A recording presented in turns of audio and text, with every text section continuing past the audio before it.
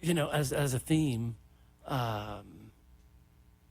can't help but notice this continuing presence of sex negativity around every attempt to, you know, push the needle, push the needle towards better sexual health. I mean, we've been talking a lot about just what goofy jobs these are. Yeah. In a sexually healthy world, there would be no such thing as sexuality educators, because that's what parents are. And sex therapists, like we talked about a couple of weeks ago, why aren't all therapists sex therapists? Sure. Right? Why is this weird specialty, and does that not continue to stigmatize the whole subject? Well, I think certainly in a lot of ways it does. You know, for years I've sort of been, you know, joking around, saying that as long as I live in this country, I'll never be out of a job. Yeah. And that's not anything that makes me feel good. Right. It kind of saddens me. Right? One of my fantasies, and I've got a few, but one of my fantasies that I can talk about here is sort of waking up one day and realizing that we get it.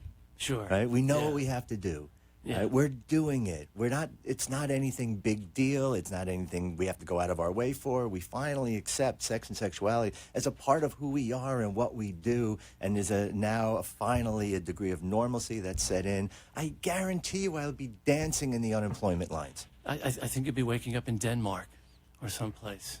Yeah, certainly not here. That's part of the frustration of having these weird jobs, is that it's embarrassing that there's so many other places in the world that do get it, that sexuality and sexual health is a no-brainer. It's a matter-of-fact part of life. Remember that conference in Miami? Was it Venezuela? We were at the sexual medicine conference, and a physician from Venezuela said there were 21 sexual health clinics in the country. 21 sexual health clinics in Venezuela, and how many do we have in the United States?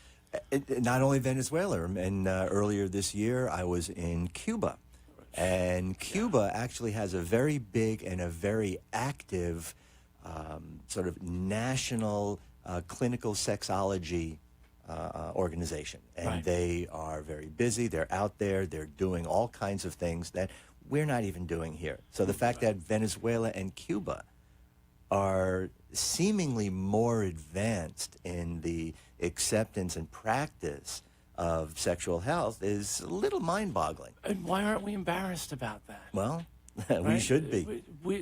People in this country, it makes me nuts. Everybody loves to scream, US of A, we're the greatest country in the world, screw everybody else. And we fail. Well, that's kind of our problem. Yeah. We have screwed everybody else. Yeah. And I think in the process, you know, we're number one, we're number one. We lead the world in unintended pregnancies.